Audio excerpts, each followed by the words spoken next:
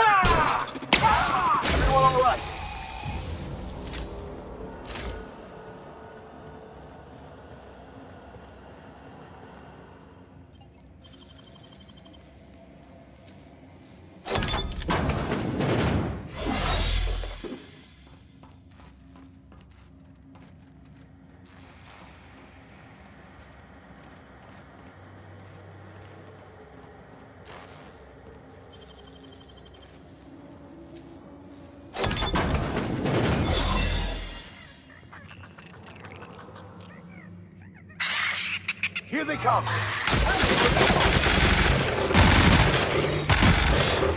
Should we assign Sam for a cleanup? It's like something out of that one horror serial. What's it called? Oh, yeah. Slaughter Island.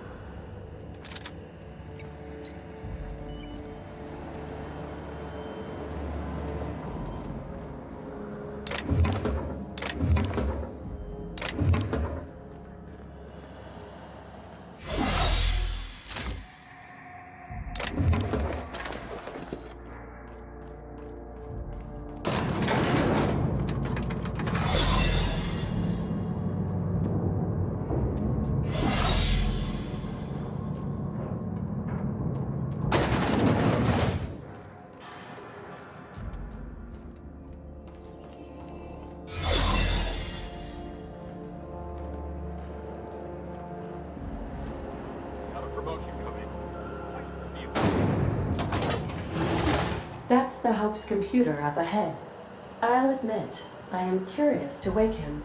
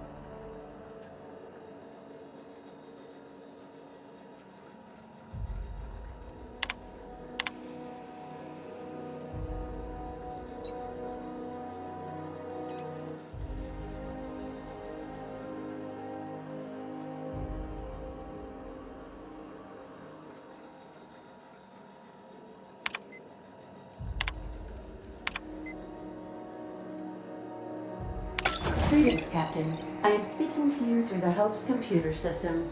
It's a rather cramped feeling, but it'll do.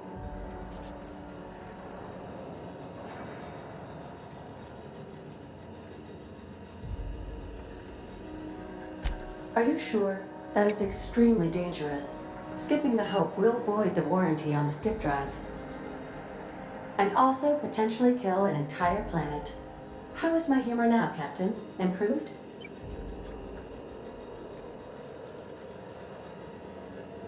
Jump-starting the skip drive. Destination set to the rings of Terra 2.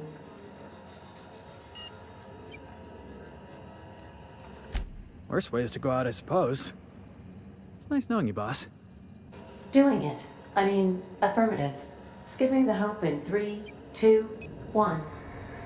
ADA, does your captain seriously intend to do a micro-jump in system with engines that haven't been powered in 70 years? On a derelict ship? That is what my captain intends, yes. But that is a gross misuse of the skip drive. The Zero Point Drives Corp and I will not be held responsible for any damage incurred during transport, and this will cause extreme damage. Yes, I am aware of that. You should not be doing this. The humans will die. Thank you, Hope. It looks like all systems are go. Captain, I would advise you to hold on to something, now.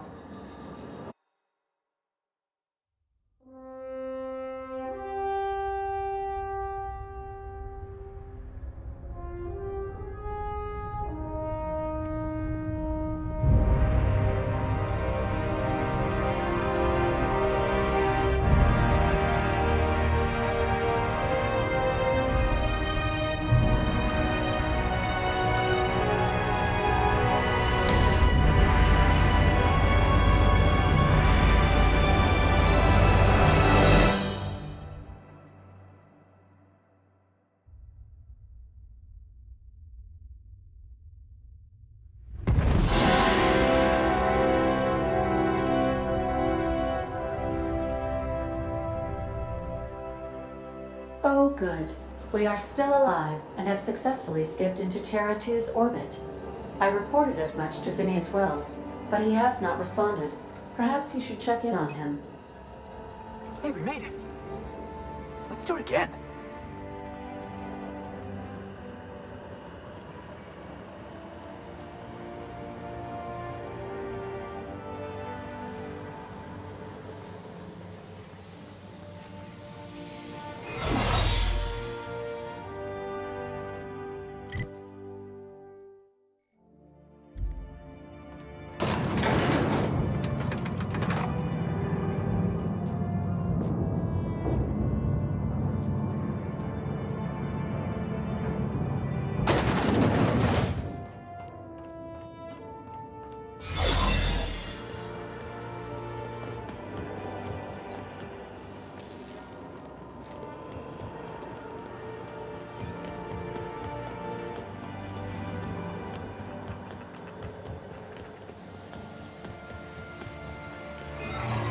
Trouble incoming, Captain.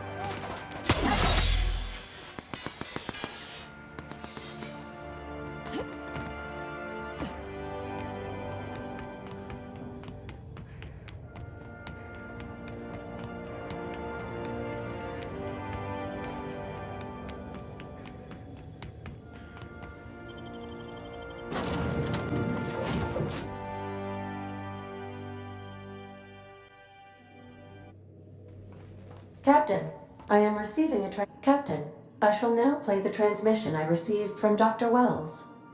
Thank the Lord you warned me. I was able to get some defenses up, but they might not be enough. The board has sent some serious firepower to pry me out of here. They're trying to get in here, and I'm not sure I can stop them. If they capture me, if we can't communicate again, there's something very important you need to remember.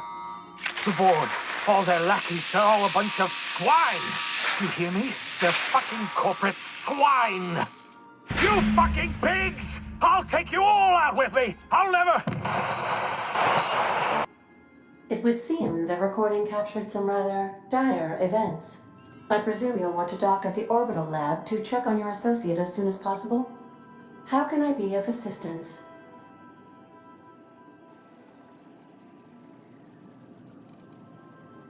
See you soon, Captain.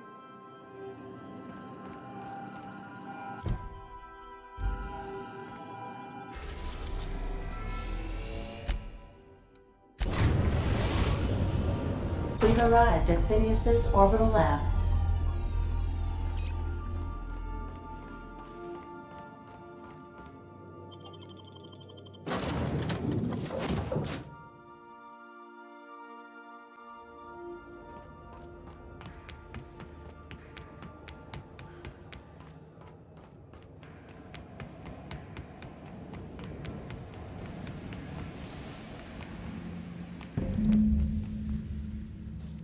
Here they come!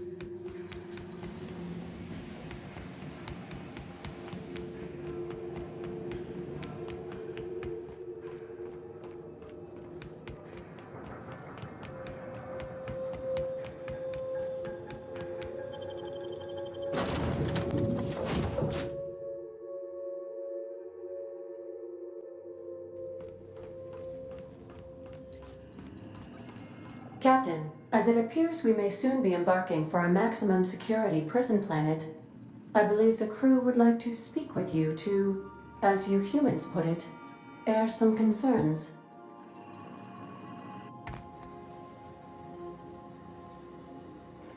Phineas, locked up in Tartarus? We cannot let this stand. That place terrifies even the most hardened criminal. Mr. Phineas is just about the only person with power trying to do any kind of good in Halcyon. We gotta bust him out. To extract the scientist, you will need to infiltrate the labyrinth.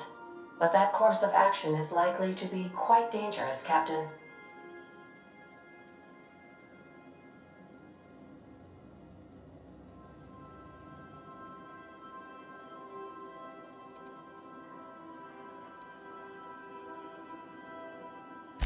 I am programmed to warn you whenever you exhibit inclinations toward risky behavior.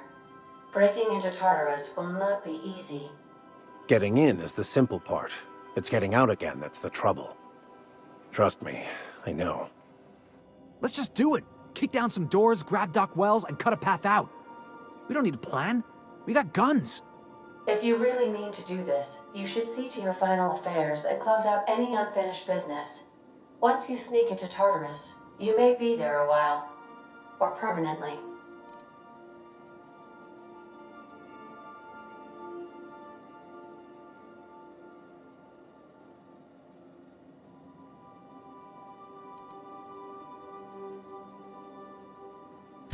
If we don't make it, at least it'll be a great story.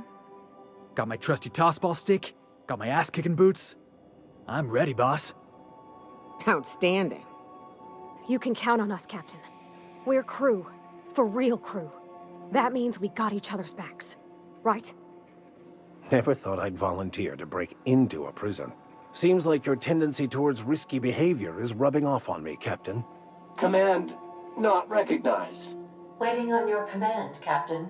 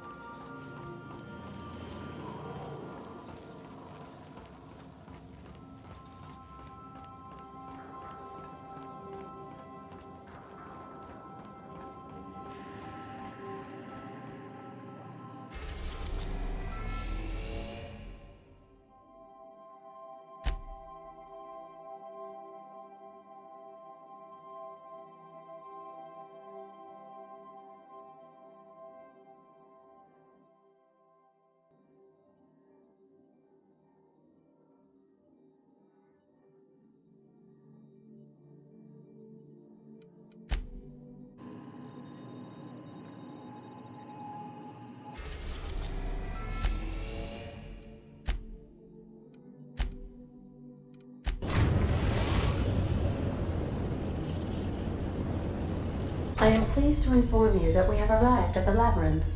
Please be advised that the punishment for trespassing is execution. Please be advised that electrical storms on the surface of Tartarus make departure impossible at this time. Resident count is as follows: 3,071. Resident deaths, including but not limited to executions, are as follows: 1,684. Resident escapes are as follows: 0. The interior can be chilly. Take a scarf with you, Captain. I would also ask that you leave your captain's ID with me, in the event that you do not return.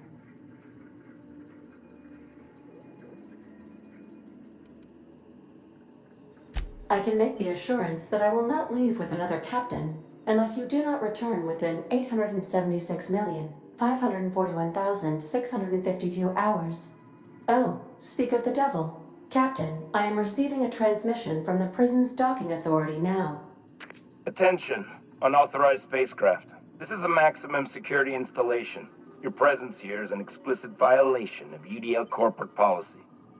You are hereby confined to your docking platform until a ticket detailing your crimes has been filed and notarized, at which point your vessel will be seized and you will be executed.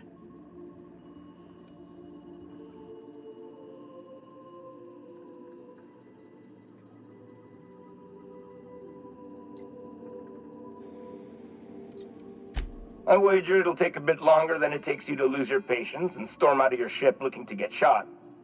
To be honest, that'd make my job a lot easier. You come out, we shoot you full of holes, and then everyone goes about their day worry-free. Except you. You'll be dead.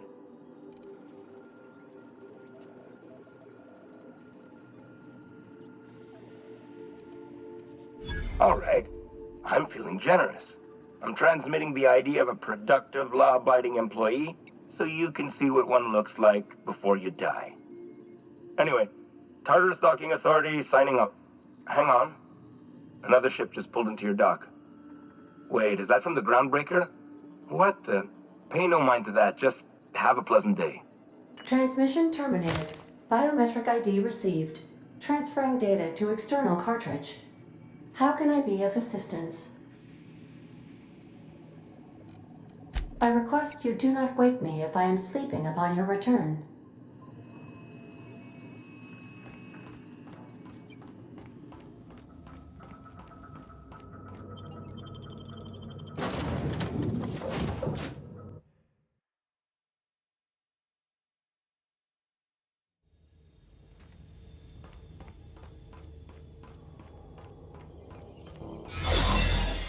The captain did right by us once. The board will never own Groundbreaker. Not while I'm free. Push on, Martha!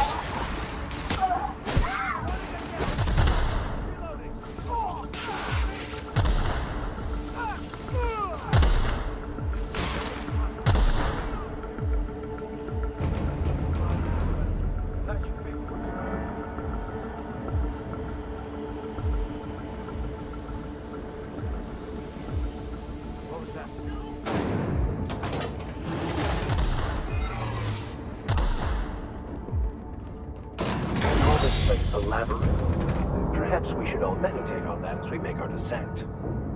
They say nobody's ever broken out of the labyrinth. Didn't say nothing about breaking in, though.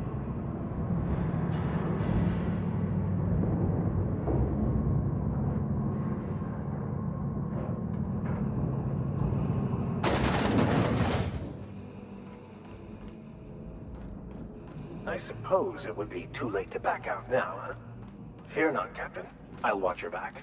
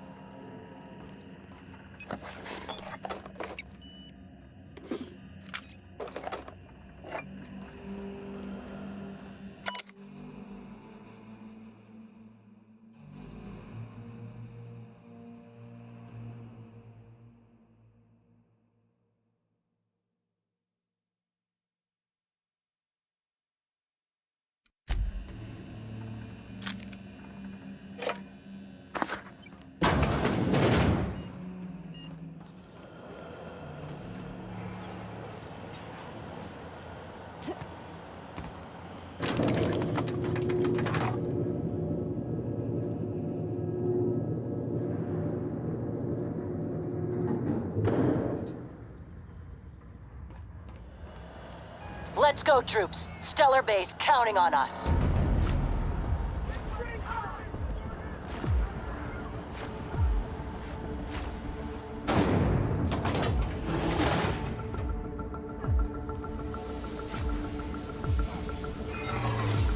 What? What was that? Are you new here? I didn't think we were hiring more staff.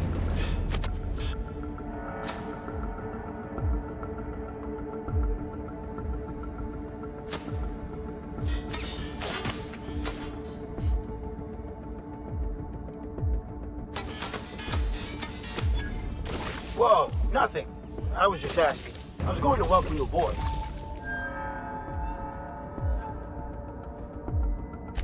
Okay, all right.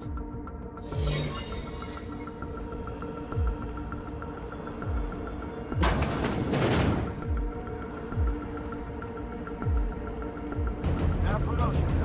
I can feel it.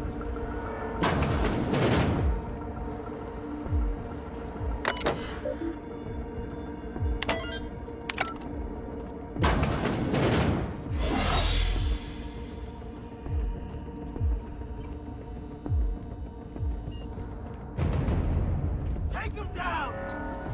Jackass is incoming!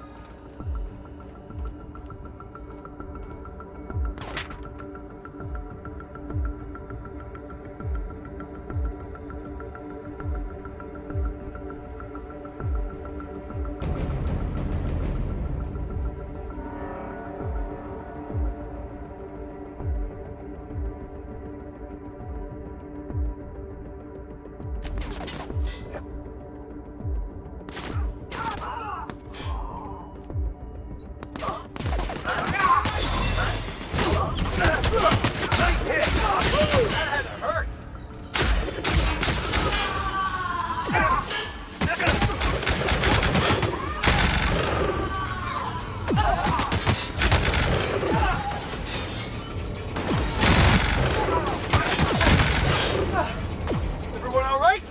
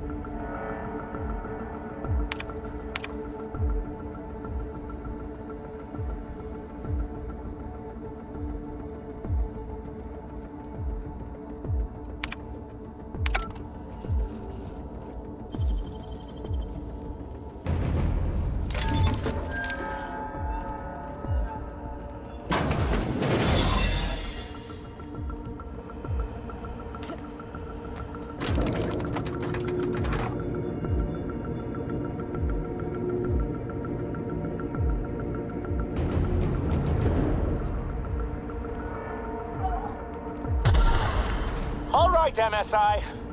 I'm not one for rousing speeches, but the captain needs our help. So, get in there and fight! Wait, I don't see what the fuss is about a blasted lab coat. What was that? Get him!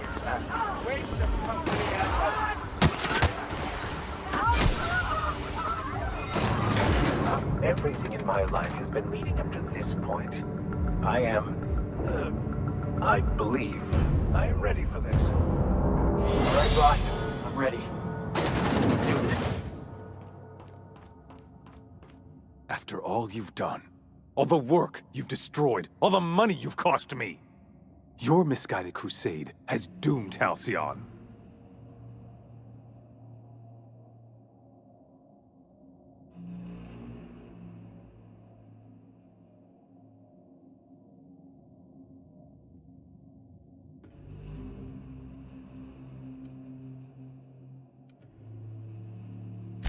Idiot! I'm not the one marching to my death in a maximum security prison. In any other circumstance, I'd admire your boldness. In this one, however, I have only 2 words for you. Fuck off.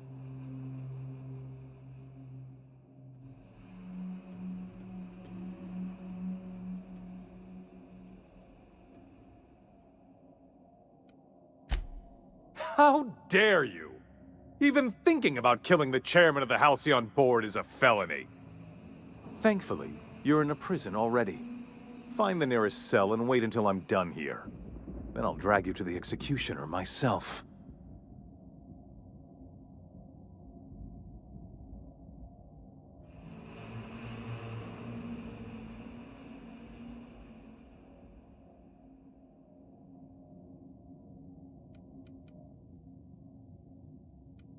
Is that sarcasm? Do you know what I do to people who employ the lowest, most base form of humor? I fire them. Alas, as you are woefully unemployed, I'll have to do the next best thing and have you killed. In the next room is the finest automechanical purveyor of death ever made. Try not to scratch the paint with your skull, it was fucking expensive.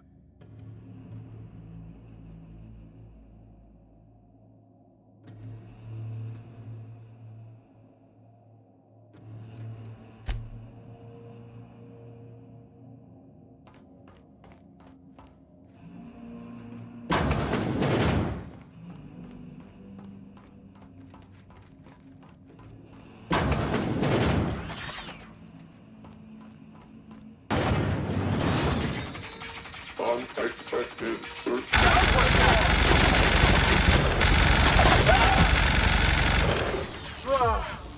Oh, that's the last of him.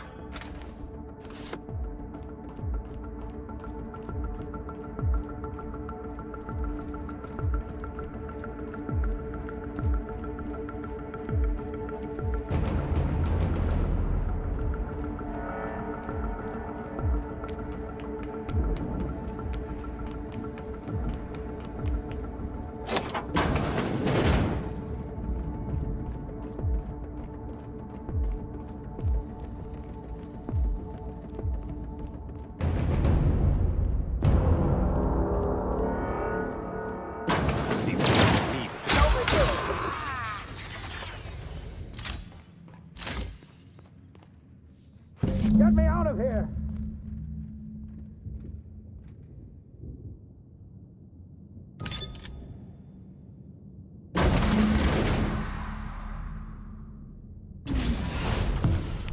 You don't know how glad I am to see you.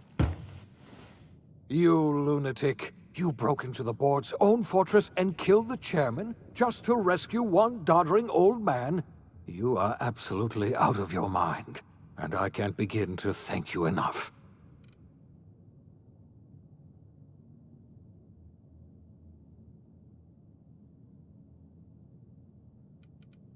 Ah, all in a day's work for you, huh? You've broken the board's stranglehold on this colony, and you saved my life. But there's still so much we have yet to accomplish. You and I are going to have to work harder than ever to save Halcyon.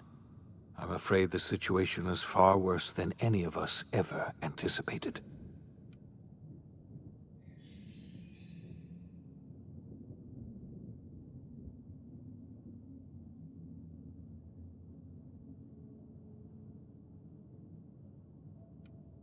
I would like nothing more than to celebrate this victory, but we have a serious problem on our hands.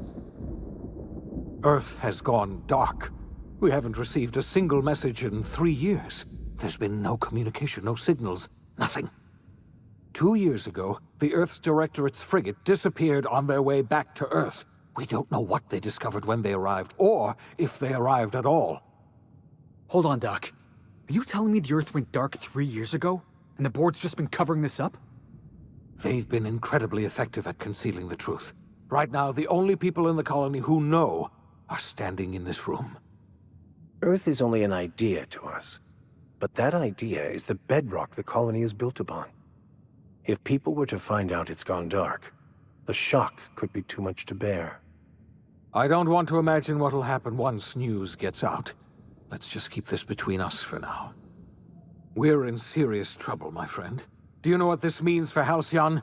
We can't rely on Earth for support anymore. We've been cut loose. We're entirely on our own.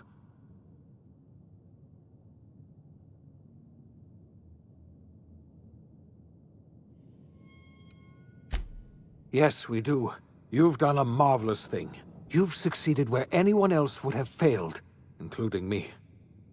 We must begin the revival process immediately, starting with the Hope's brightest minds, and then we're going to fix this damn colony, one problem at a time. We're going to need a leader, and I can't imagine a better person for the job than you. What do you say, old friend? Will you help us?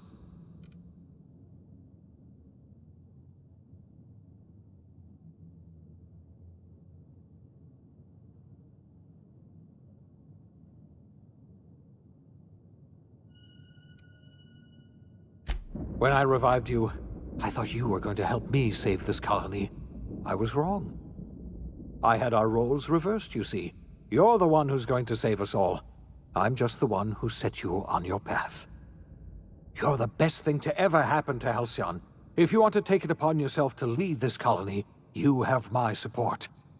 We're not a colony any longer, are we? Our last connection to Earth has been severed, and so we have been set free. Our future is uncertain, and no one knows what tomorrow holds. Exciting, isn't it?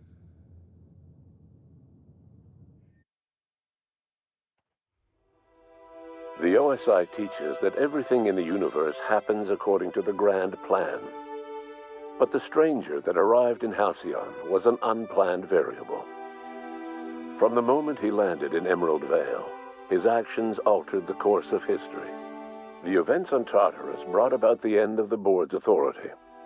But the board's mistakes would haunt the colony for decades to come. The damage they left behind would require the work of a generation to repair. Dr. Phineas Wells began reviving a handful of the Hope's colonists. Engineers, scientists, technicians, and intellectuals. They were among the brightest minds the Earth had ever sent out into the stars. The Hope scientists and engineers woke up in a colony descending headlong into total collapse. With no way to return to Earth, they had no choice but to band together and devote themselves to the cause of saving Halcyon. The people of Halcyon were nothing if not hardy. In the absence of the board's authority, many of the colony's settlements banded together with a single purpose in mind: survival. Life was especially hard in the years to come. Some towns dissolved by attrition and starvation, but most of them found a way to carry on. In the years to come, Halcyon was forced to reckon with its newfound freedom. The board was gone, and for better or worse, the colony was responsible for its own destiny. Between MSI's worker-centric policies and the iconoclast's manpower, Sanjar and Zora were able to rally many of the Terra 2 townships to their cause. MSI's workforce swelled, and the iconoclasts enjoyed a significant surge in their ranks. The board was too distracted by infighting and internal politics to stop MSI from becoming a powerful corporation and a refuge for townships that might have fallen through the cracks. Consumed by paranoia, Lilia Hagen took Sublight Salvage in a controversial direction, openly accusing board officials of an extraterrestrial conspiracy. One day, an accident at the Groundbreaker's docking bay silenced her forever. Time would tell if her replacement could keep the Sublight family together. Adelaide McDevitt replaced Reed Thompson as the leader of Edgewater. She and her followers transformed Edgewater in their image. Anyone loyal to Reed was pressured into leaving town, and those who stayed behind adapted to her way of life. Adelaide transformed the old cannery into a new garden. The nearby Edgewater Cemetery provided a convenient source of fertilizer. Under the leadership of Junlei Tennyson, the Groundbreaker held firm against corporate influence. The ship's mechanical stability gave Junlei the time to educate a promising generation of engineers, schooled in her family's traditions. The future of the Groundbreaker looks promising.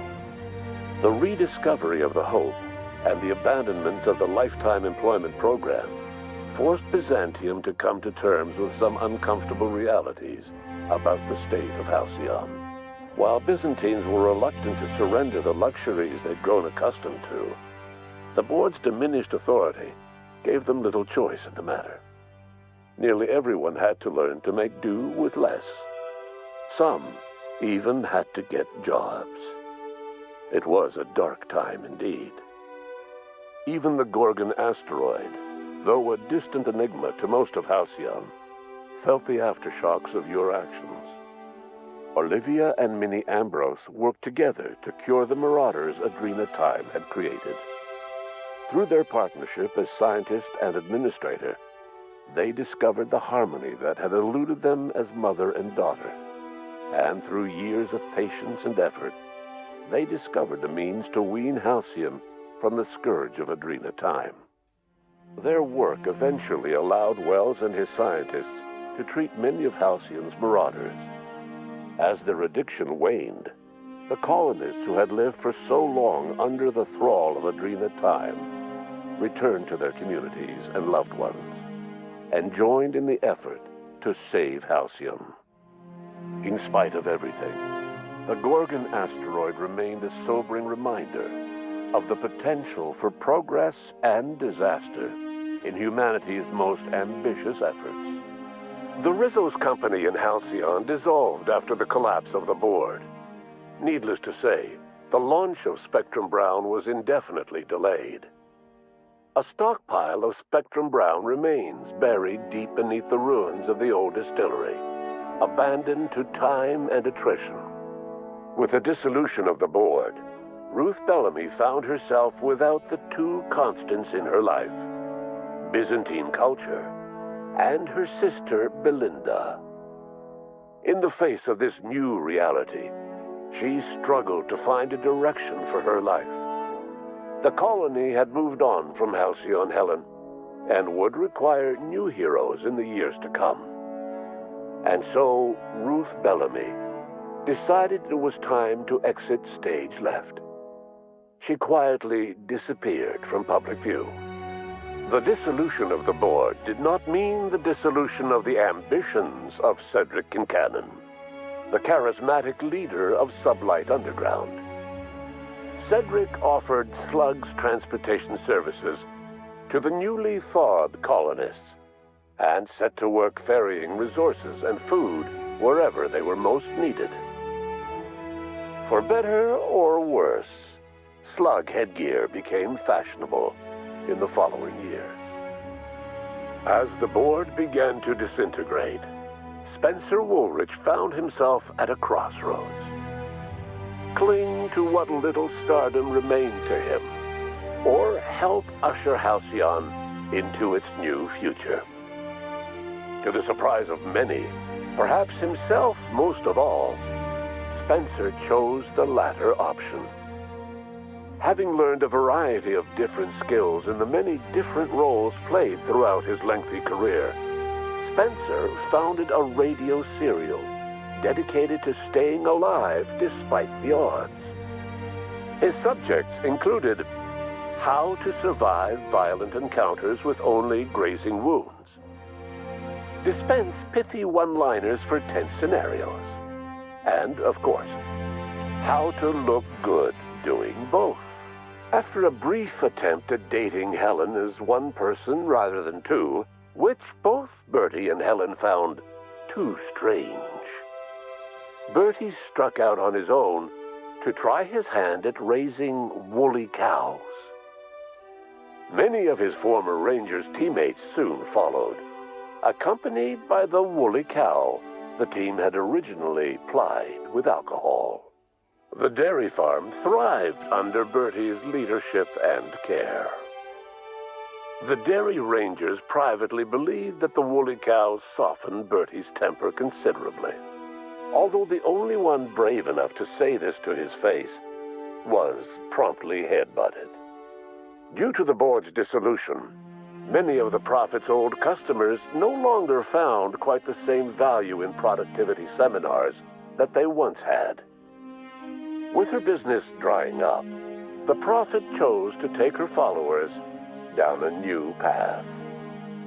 Months later, salvagers on Eridanos found clues leading them to a seemingly abandoned bunker out in the wilderness.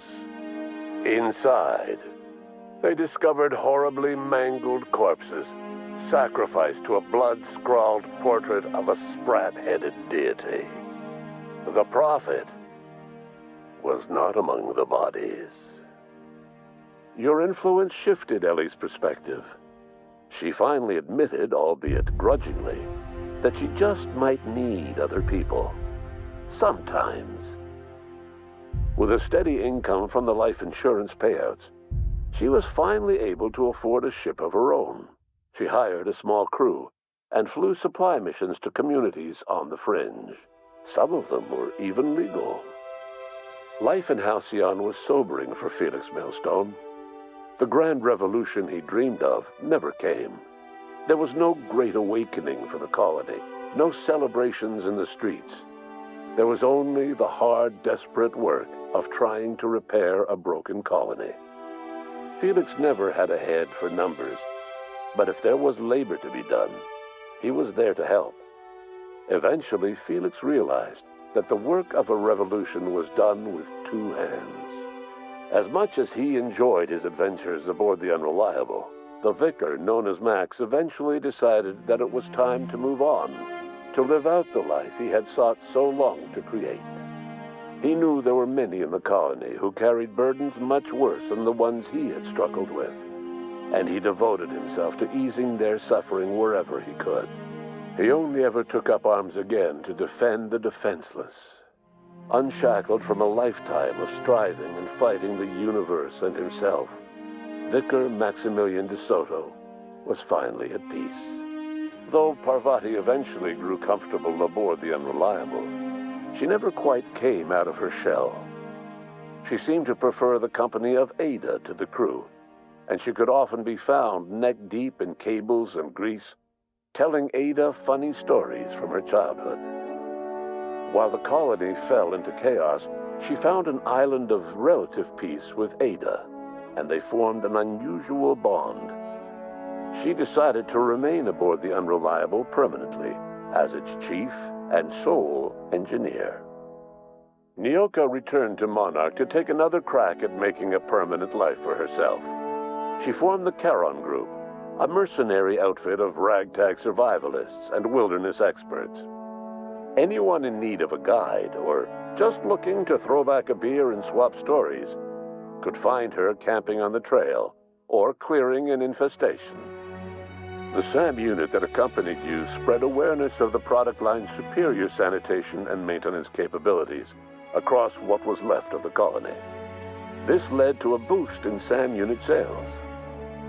Did you know that SAM units are the longest-lasting, toughest-acting cleaning solution in Halcyon? Minister Clark was released from house arrest, and his contact with you gave him a sense of renewed purpose and vigor. Once it became clear that no help would be coming from Earth, he threw his considerable efforts and talents into helping Halcyon manage the crisis before it. As for Dr. Phineas Wells, he spent his remaining years in his orbital lab. He eventually came to terms with his own past and was able to forgive the mistakes of his younger self by devoting his remaining years to serving the colony. In the end, Dr. Wells was able to save every scientist and engineer aboard the Hope. Over the next decade, nearly all of the Hope's remaining colonists were successfully revived. Halcyon saw a period of rapid technological and scientific advancement. Breakthroughs in dietary supplements saved the colony from starvation.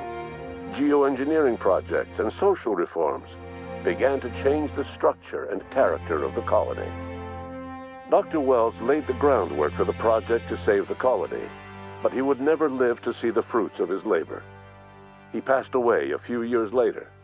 His work was carried on by the scientists and engineers he revived.